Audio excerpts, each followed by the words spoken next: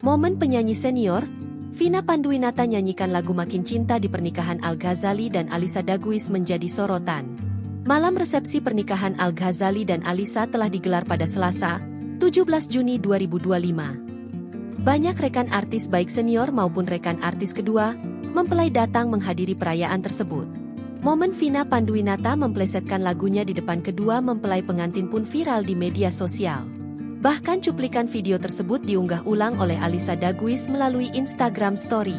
Terlihat Vina Panduwinata menyanyikan lagu Makin Cinta namun mengganti sedikit liriknya. Gak boleh yang lain. Senandung Vina Panduwinata memberi nasihat pada Al-Ghazali. Dengerin wai, roasting Vina pada Ahmad Dhani. Al-Ghazali dan para tamu undangan pun ikut tertawa dengan candaan Vina Panduwinata.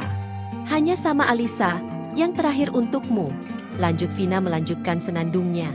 Ahmad Dhani yang merasa tertantang justru mendekati Vina dengan membisikkan sesuatu. Vina Panduwinata pun mengungkapkan ucapan Ahmad Dhani yang meminta Al-Ghazali agar tak seperti dirinya.